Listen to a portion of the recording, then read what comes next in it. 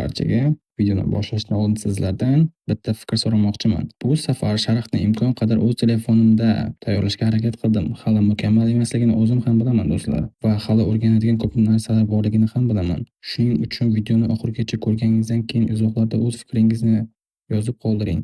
O'z ovozimni davom ettiraymi yoki hozircha ovoz bilan davom ettirganim ma'qulmi? Yana bitta masalaga ham aniqlik kiritmoqchiman. Ko'pchiligingiz oldingi manfada davomini so'rayotgan ekansiz.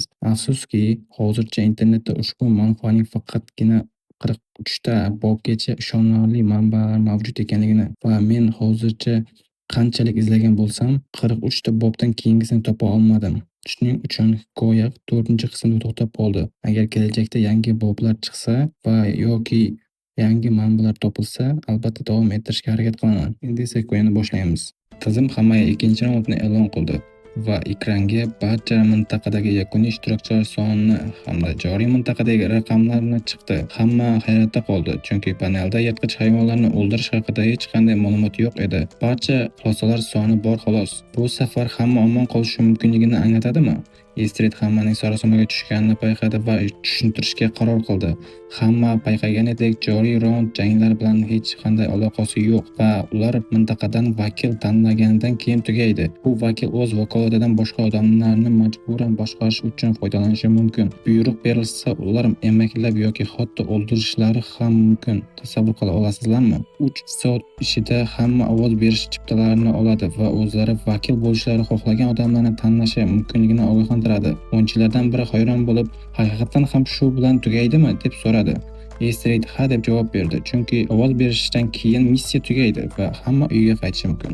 Agar xohlasa, buni dam olish raundi deb hisoblashi ham mumkin. Hamma hayratlanadi. Jang qilish shart emas, boshqa hech narsa qilmaydi, uyiga qaytishadi. Bu ajoyib emasmi? Farishta ularga keyingi 3 soat davomida mintaqa vakili kim bo'lishini hal qilishini, ular o'zaro muhokama qilishini so'raydi va o'z ovoz berish vaqti boshlanadi. Hamma nishonlaydi, chunki missiya juda oson ko'rinadi, lekin Yong Mindan farqliroq, u jang qilishni juda xohlagani uchun g'azablanadi.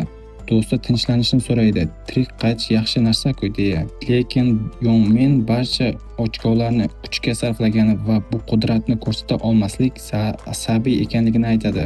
Rostdan ham kuchni ishlata olmay qo'yish qanchalar alamli, to'g'rimi? Bosh qahramon shunchaki kuzatdi, chunki Yongmin yana bir kuch runasini o'lganga o'xshaydi va hamma narsa avvalgidek ketmoqda. Bu o'rmon tomon yura boshladi, chunki vakil bu topish muammoning eng kichigi ekanligini biladi.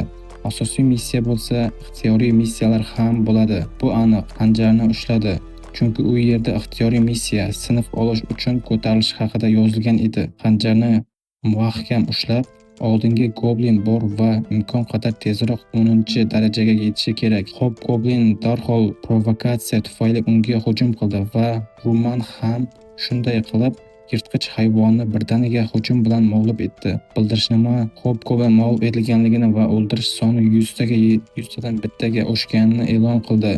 3 karra tajriba bonus ham qo'llanilgan. Shuning uchun 9% tajriba va qo'shimcha 15 oldi. Qirg'in runasining ta'siri tufayli barcha atributlar 1% ga oshdi. Mana bu runa haqiqatan ham foydali ekan. Nima deb o'ylaysizlar? Human o'rmonga chuqurroq kirib ularni ovlash kerak deb o'ylaydi, chunki bir goblin bo'lsa yuzlab bor. Buni deyarli aytganida bir nechta yaqinlashayotganligini ko'radi va xursand bo'ldi.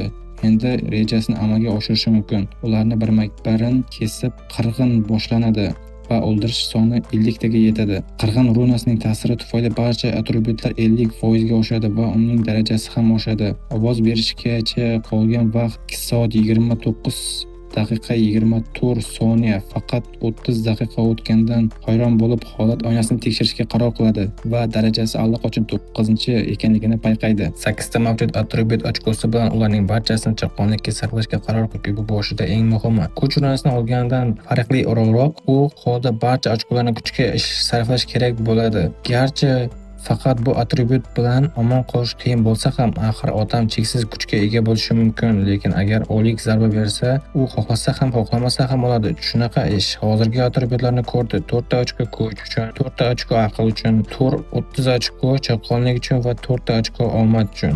kuch jismoniy zararni, sog'liqni va mudofaani oshiradi. Aql sehrli zararni, irodani va fikrlash qobiliyatini oshiradi. Chaqqonlik hujum tezligini va harakat tezligini va qochish imkoniyatlarini oshiradi. Nihoyat, omad tanqidiy zarba imkoniyatini, buyum tushish imkoniyatini va qo'shimcha oldini olish imkoniyatini oshiradi. Ularning birortasida butunlay bog'liq bo'lish mumkin emasligini biladi. Ayniqsa, urug'chi sinfi uchun u sehr va jismoniy zararni ishlatadi. Shuning uchun barcha atributlarni maksimal darajaga ko'tarish ideal bo'ladi. To'satdan bir narsa uning e'tiborini tortdi. U hayratda qoldi va chunki aftidan kimdir unga ergashgan va ovga e'tibor qaratganligi uchun buni sezmay qolgan. Buni g'alati deb topadi, chunki regressiyalarning birortasida ham hech kim bunday qilmagan. Shuning uchun xanjarni ko'tarib odamga paydo bo'lishini va agar paydo bo'lmasa ibodat qilishni boshlashni aytadi. To'satdan odam chiqadi va u tezda kimligini tushunadi. Uning ko'rinishidan hayratda qolib, bu aktrisa Arno bo'lishi mumkinligini o'ylaydi. U ergashgani uchun kechirim so'raydi va boshqa odam ham yaqinlashib kechirim so'raydi va yomon niyatlari yo'qligini, shuning uchun jahl chiqmasliklarini so'raydi. Buyum bu yigit Sang Shul emasmi deb hayron bo'ldi va agar haqiqatan ham shunday bo'lsa, bu Gang o'ng qo'l ekanligini, Gang mamlakatdagi eng yirik kompaniyalardan biri bo'lib, kompaniyalarning birining katta o'g'li bo'lib, Osmon iblis laqabli o'yinchi hisoblanadi. Chunki shuningdek uning nishonlaridan biri bu o'yinchining yonida bo'lishi uchun o'sishi ko'p jihatdan sezilarli darajada yaxshilaydi.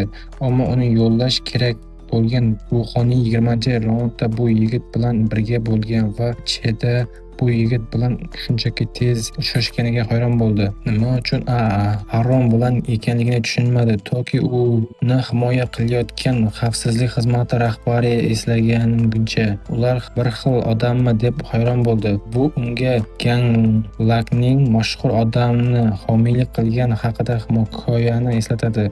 Biroq ularning barchasini o'ylab, nega ular unga ergashayotganligini so'raydi. Buning hech biri yoqmaydi, chunki kelajak yana bir bor o'zgargan. Qo'rqib buni boshlaganliklarini, u qo'rqib uni boshqalarni tark etayotganligini ko'rganini va ommaga kirish bilanoq ergashganligini aytadi va agar buni jahl qilgan bo'lsa, kechirim so'raydi. Ular faqat taklif qilish uchun kelganliklarini tushuntiradi va bu taklif nima ekanligini so'raydi. Hech qanday tinglashni xohlamaganidan xursand bo'lib, ular bilan hamkorlik qilish haqida o'ylaganini aytadi. Buyumin buni kulgili deb topib, chunki hamkorlik so'zi ikkala tomon ham bir-biriga muhtojligini anglatadi va ular qanday foydali bo'lishini so'raydi. U o'zidan juda yaxshi ish qilmoqda, shuning uchun vaqtni behuda sarflamaslikni aytib, ular bilan jamoat tuzish niyati yo'qligini aytadi. Bosh qahramon ketayotganda odam bu o'zi juda yaxshi ish qilmoqda, shuning uchun vaqtni behuda sarflamasliklarini aytib, ular bilan jamoat tuzish niyati yo'qligi uchun ketdi. Bosh qahramon ketayotganda odam bu yigitda nima nosozlik borligini so'raydi.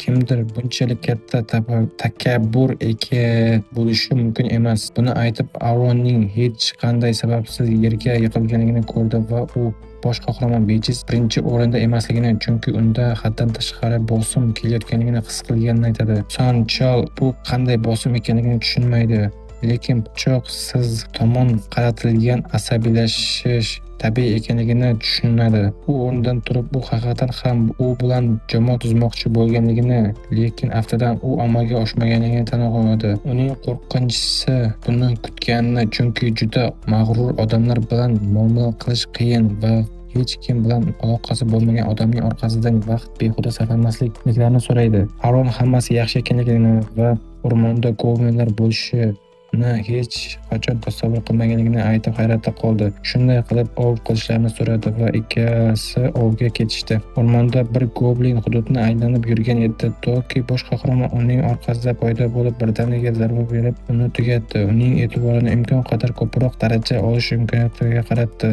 O'ldirish soni allaqachon 60 ta va barcha atributlarni 60% ga oshirgan. To'satdan boshqa dushman yaqinlashdi. Bu bosh qahramon hayajonga tushdi, chunki nollar bu safar paydo bo'lishga qaror qilgan. Omad baxtli kun deb o'ylab bo'ri, yirtqich hayvonlari darhol hujum qilishga shoshilib Remanga qarab sakrashadi. U xanjarni mahkam ushlab, birdaniga zarba berib, ularning barchasini bir vaqtning o'zida yo'q qilib, yangi dushmanni mag'lub etdi. O'ldirish soni 65 taga ko'tarildi va darajasi ham oshdi. Nihoyat 10-darajaga yetdi va sinfni ko'tarish uchun barcha shartlar bajarilgan. Endi talablar bajarilganligi sababli u do'konga kirish mumkinligini va yashirish qo'shimcha missiya mavjudligini e'lon qildi. Tizim ekraniga qaradi va bu ikkinchi darajali missiya haqida ma'lumotlar o'qildi. Bag'ishlanishi va vaqtdan oldin ko'tarilishi kerak. Ko'tarilish buyumi olish va shu bilan sinf olishi kerak. Muvaffaqiyatli bo'lsa, chiptalar kundalik buyumlarga 50% chegirma ega bo'ladi. Bu yon missiyani ko'rayotganda odamlar sarosimaga tushishi mumkinligini o'ylab to'xtadi, chunki ular nima haqida gapirayotganligi haqida hech qanday tasavvurga ega emaslar. Axir hamma sinf olish ajoyib narsa ekanligini biladi, lekin muammo shundaki, hech kim taraqqiyot buyumini qanday olishni bilmaydi. Bu odatda maxsus shartlarni bajargandan keyin olinishi mumkin.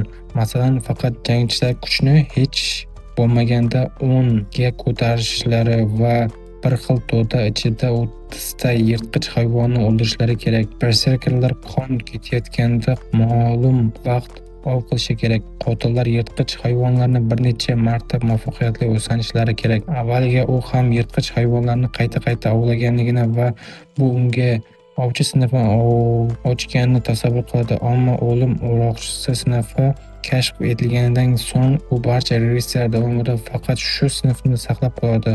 Bularning barchasidan so'ng u taraqqiyot buyumlaridan foydalanadi va sinfni o'zgartirib bo'lmaydi degan bildirishma paydo bo'ladi. Shuning uchun ehtiyotkorlik bilan tanlashi kerak. Tizim o'roqchi sifatida ko'tarilishni xohlaysanmi deb so'raydi va bosh qahramon bu haqida o'ylashga hojat yo'qligini va darhol xana bosadi. Kuchli yorug'lik uning butun tanasiga tarqaladi va bildirishma uning o'roqchi sinfiga ko'tarilganligini e'lon qiladi. Mukofot sifatida u o'roqchi runasini ham oldi. Uning ta'siri shundaki, kunduzi ishlatilgan qurol hujumlari 2 baravar oshadi.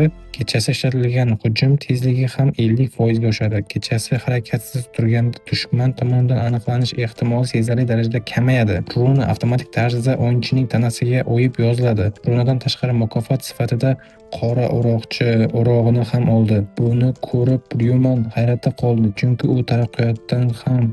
u taraqqiyotidan ham runani ham qurolni oldi.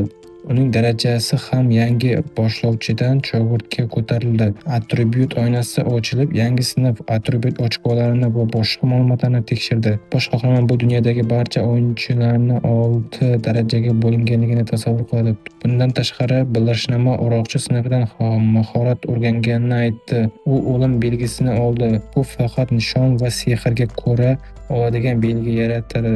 Nishonning qolgan sog'lig'iga ko'rinadi. Har safar sehrgar hujum qilganida nishonga qo'shimcha 100% zarar yetkazadi va har bir vaqtning o'zida faqat bitta nishonga ta'sir qilishi mumkin. Bundan tashqari, bu hujumni 25-darajaga oshirganda har bir zarba 5 taga qo'shimcha bitta hujum qo'shgan noyob darajadagi o'roqchi o'rog'ini ham jihozladi. Bu taraqqiyot bilan bosh qahramon birinchi bo'lib ko'tarilgan o'yinchi sifatida aniqlanadi va birinchi bo'lib ko'tarilgani uchun mukofot sifatida tasodifiy oltin xaltasini oladi. Shu sababli izlash mahoratini o'rgandi. Uning ta'siri shundaki, u kerakli nishonning joylashuvini kuzatadi, biroq yuz va laqab mos kelishi kerak. Shunda nishon haqiqiy deb hisoblanadi. Narx 20,000 oltin tanga. Bosh qahramon xursandligini tan oladi. Axir u 20,000 oltin turadigan mahoratga ega bo'ldi va nishon uchun uni sinab ko'rishga qaror qildi. U nishonni xayolida qildi va laqab va yuz mos kelganligi sababli mahorat nishonni kuzatishni boshladi va uning 110 metr uzoqlikdan topdi. Agar aniq joylashuvni xohlasa, mahoratning o'qiga ergashishi kerak. Ryumin uning 190 metr uzoqlikda ekanligini g'alati deb topdi, chunki u men bu o'rmonga kirganida anglatadi. Oxirgi marta u 2 kilometr uzoqlikda bo'lganligi farqli o'laroq shuning uchun borib ko'rish kerak deb o'ylaydi. Sang-Chul va Aren o'rmon bo'ylab yurishayotgan edi. U yerga yiqilib, oyog'i chidamaganligi uchun endi yura olmasligini aytadi. boshlaydi. Yigit har qanday holatda ham davom etish kerakligini, chunki agar qo'lga tushsalar nima bo'lishini aytadi. Qiz o'q tekkan joy yonayotganligi uchun kechirim so'raydi. Sang-Chu bu nazariya bo'lsa-da, agar bu yerda o'ziga zarar yetkazsa ham haqiqiy dunyoda tanasiga ta'sir qilmasligini ishonishini, shuning uchun qaytganida omon qolish uchun yo'lni topishi kerakligini tushuntiradi. U tushunganini va dashini aytadi, biroq kimdir ular bilan gaplashayotganligini ko'rib qo'rqib ketdi. Bu Yongmin va uning to'sasi bo'lib, aftidan u yetarlicha jarohat olmaganiga deb aytishadi. Sang-Chu xavotirlana boshlaydi va o'yida Arminni aniqlab, ular uning tufayli qo'lga tushganliklarini o'ylaydi. U jangga tayyorlanadi, chunki boshqa iloji yo'q edi. Yongmin buni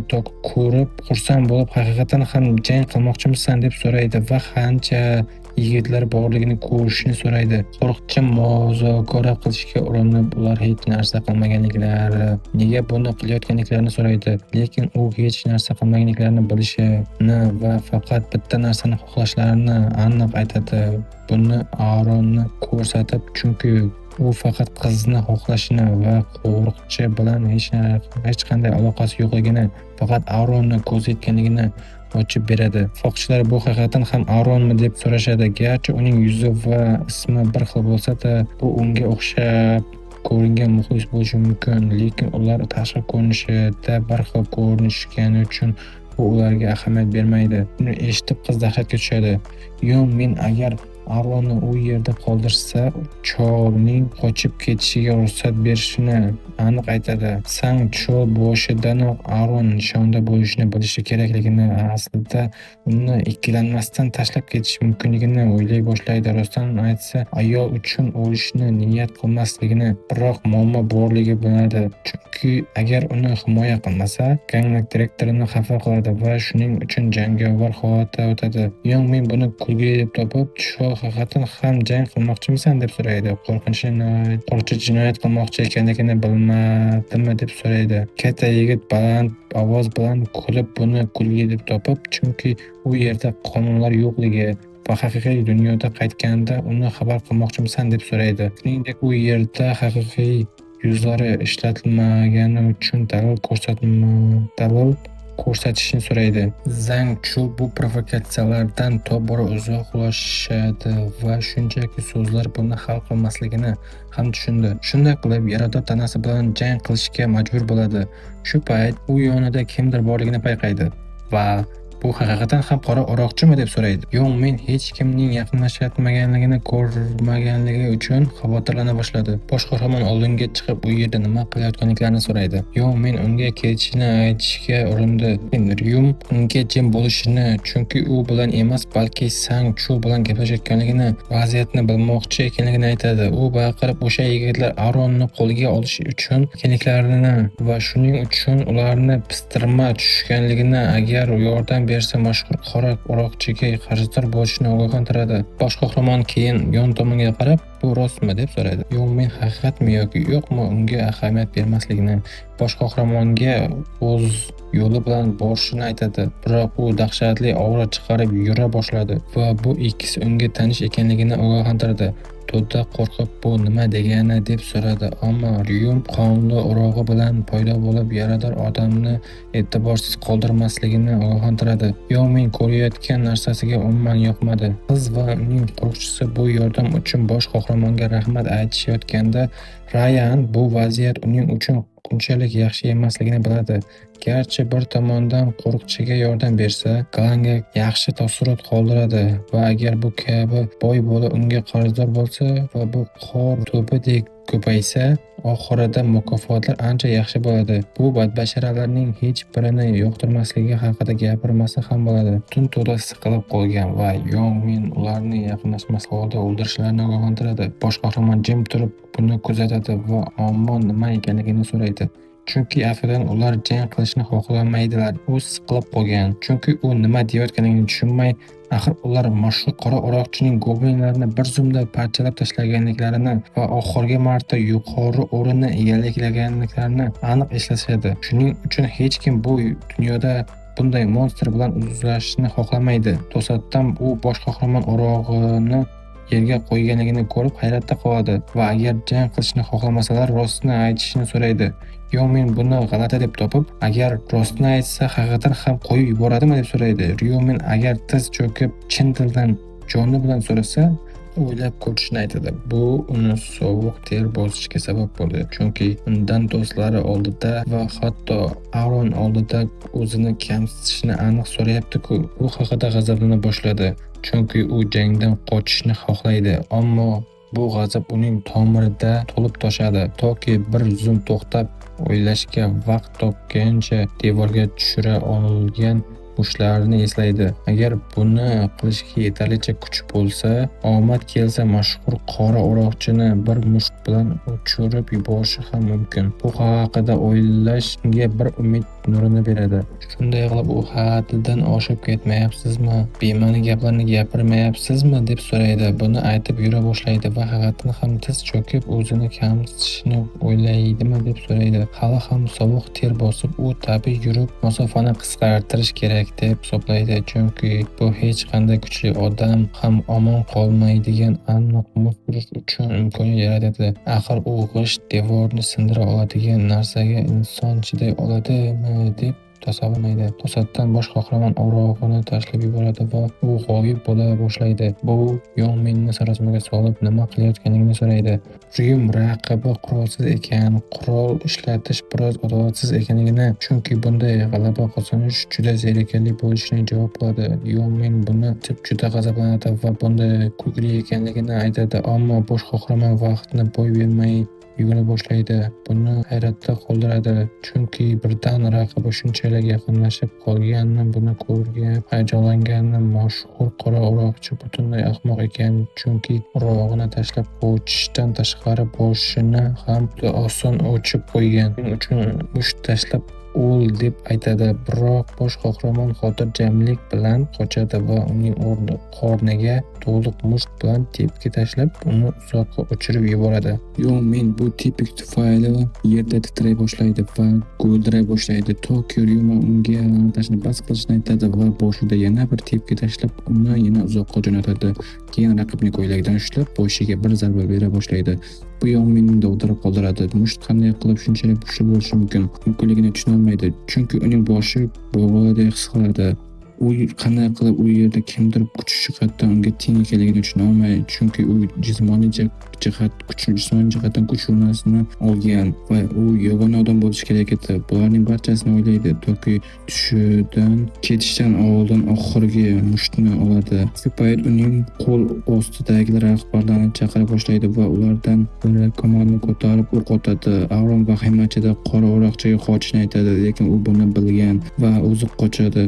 Qo'l ostidagi o'zini qo'rqishga yo'q bir o'q tayyorlaydi va Ryuman buni allaqachon sezgan va yuqori tezlikda yugura boshlaydi.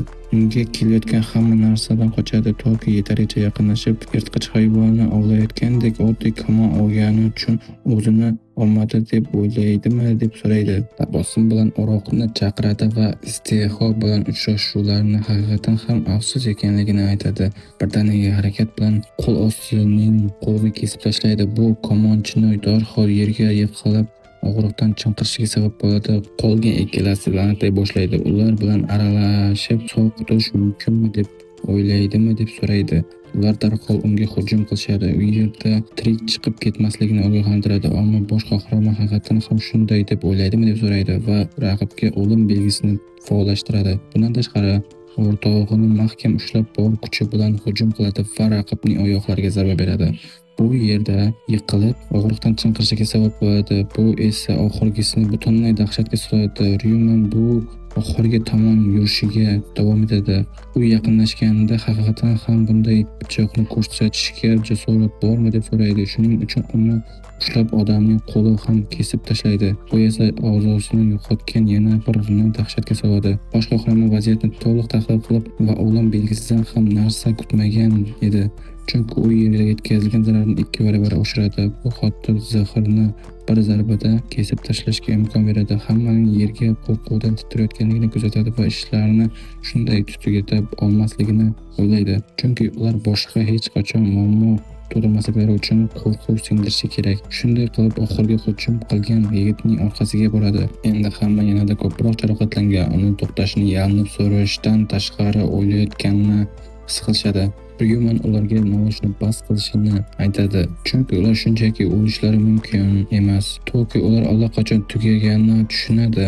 Yon tomonga qarab, hali bittasi qolganligini payqaydi va Yominga daraxt orqasiga chiqishini buyuradi, chunki yashirinishning ma'nosi yo'q. Bu yerda istisno yo'q. Keyin bir o'roq bilan kuchli zarba berib, uning qo'lini kesib tashlaydi. Bu uni azobdan chinqirishiga sabab bo'ladi. U yig'loqiga yana bir bor yig'lamasligini aytadi, chunki bu unchalik og'rimaydi. Buni o'sha to'da tomonidan yomon muomalaga uchragan paytni eslab aytadi va hech narsa bu og'riq bilan taqqoslamasligini tushunadi. Bu haqida o'ylab yana bir hujum qiladi va boshqa qo'lini ham kesib tashlaydi. Aren va Sanchul bu shunchaki kuzatadilar. U bu jangni tomosha qilib hayratda qoladi, chunki u qora o'roqchi jang qilish irodasini yo'qotgan raqibni ikkala qo'lini shafqatsizlarcha kesib tashlashga qodir ekanligini hech qachon tasavvur qila olmagan edi. Va bu qirg'inni dahshatli narsa deb ko'rsa ham, bosh qahramon ko'rsatayotgan xotirjamlik unga yoqadi. Bu haqida o'ylash unga qora o'roqchi prezidentga raqib bo'la oladigan odam ekanligini ishonch hosil qiladi. Bu payt Ryum yaqinlashib, ikkalasi yaxshimi deb so'raydi. Sang-Chul bu yordam faoli yaxshi ekanligini javob qiladi. Keyin bosh qahramon ularga endi o'sha yigitlar tomonidan hujumga uchrashiga xavotirlanmasligini aytadi, chunki ular harakat qila olmaydilar va shuning uchun ovoz berishni davom ettirishlari mumkin. Ikkalasi ham yana bir bor yordami uchun rahmat aytib qiladilar. Toki Aron bu suratda o'sha yigitlarni o'lib qolmaydilarmi deb so'raydi. U o'lsalar nima muammo bo'ladi deb so'raydi, chunki u hatto hayvonlar ham ulardan saviyliroq. Buni aytib qiz haqiqatan ham yumshoq ekanligini tushunadi, chunki axloqsizlarning hayotiga avliyodek ahamiyat berishning ma'nosi yo'q. U uni faqat mashhur odam bo'lganligi uchun avliyo qiyofasini saqlab qolish uchun qilyapti deb gumon qiladi. U shu paytda Sanchul uning e'tiborini tortib, bir narsa ayta oladimi deb so'raydi. Nega o'sha yigitlarning hayotini ayab qoldi deb so'raydi, chunki o'sha dunyoda hammasini o'ldirishsa ham hech qanday muammo bo'lmasdi. Buni eshitib Yomin asabiylashadi. Yomin bu savolga tabassum qiladi, chunki u bu yigit haqiqatan ham Kanlokning o'ng qo'li sifatida harakat qilayotganligini to'g'ri ko'proq tushuna boshlaydi. Shunday qilib, sabab oddiy ekanligini javob qiladi. Ularning o'ldirishidan hech qanday ma'no yo'q. Sanchu bu javobdan xavotirlanib, o'sha to'da kelajakda muammo tug'dira olmaydimi yoki shunga o'xshash narsa bilinmoqchiligini so'raydi. U yana bir bor yerga yaralangan holda yotgan basharasiga qaraydi va o'sha yigitlar haqiqatan ham unga yomon bo'la oladimi deb o'ylaydimi deb so'raydi. Shuningdek, aholi sonining kamayishi yaxshi emasligini, chunki ishtirokchilar soni ham shu tufayli kamayishini tushuntiradi. Qo'riqchi bu haqiqat ekanligini tushunadi, chunki u aytganidek raundni tugatganlar uchun joylar soni ham kamayadi. Bu haqida juda qiziq deb topadi, chunki qora o'roqchi shunchaki oldinga o'ylagan o'yinni boshqa o'yinchilarga qaraganda butunlay boshqacha tushungan. O'ylab bo'lgach, ular tushunganliklarini va shuning uchun yerda axlatga e'tibor bermasliklarini aytadi. Hammasi hal bo'lgach, bosh qahramonga yetishini aytadi, lekin u uni kutishni so'raydi, hech bo'lmaganda haqiqiy dunyoda o'z hisobini berishini. Shunda ular bu yordam uchun qandaydir tovon taklif qilishini mumkin, biroq Ryumin bunga hojat yo'qligini aytadi va ketadi. Ba'zi hayratda qoladi, chunki o'roqchi mukofot kutmasdan yordam bergan va shuning uchun ular haqiqiy dunyoga qaytganda bu haqida darhol prezidentga xabar berishi kerakligini biladilar. Shu payt Yomin yerga og'riqdan ingrayotgandek nimadir demoqchi bo'layotgandi. Sanchul shunchaki o'ldirishni istaganini aytadi, biroq o'roqchi aytganidek bu hech qanday foyda keltirmasligini va buni qilma olmaydi. Shunday qilib, u shunchaki Aronni ketishga chaqiradi. Barcha o'yinchilar hali ham unga ovoz berishni hal qilishmoqda, hatto ko'plari vakil bo'lishni xohlagani uchun janjallashib mushtlashishga bormoqda. Boshqa o'yinchilar ularni tinchlanishni so'raydi, chunki asosiy narsa bu yerda kuchlarni birlashish va oldinga siljishni xohlasalar, ular jang qilmasliklari kerak. Shu sababli bir kishi ixtiyoriy ravishda boshini shunchaki oson yo'qotadigan vakil bo'lishi mumkin emasligini aytadi. Yana biri otasi kongress a'zosi ekanligini aytadi. Shuning uchun u o'yinchilar vakili lavozimi uchun ideal hamda ortiq bo'ladi. Biroq boshqalar bu hikoyaga ishonmaydilar va buni qanday isbotlashi mumkinligini so'raydi. Shu payt kimdir ularning e'tiborini tortadi. Bu shokoladli yigit laqabli yigit bo'lib, ovoz berish tugashiga atigi 2 soat qolganida shuning uchun bunday ahmoqona tarzda vaqtni behuda sarflamasliklarini aytadi. Boshqalar agar shunday bo'lsa, bu vaziyatni qanday hal qilish mumkinligini so'raydilar. U buning yaxshi yechimi borligini javob qiladi. Hamma jim bo'lib qoladi, chunki yigit nima deyishlarini eshitishni xohlashadi. Bu uni hayajonga soladi, chunki hamma uning o'zlariga erishmoqda va uning o'zining ishontirish turnasidan kam narsa kutmagan edi.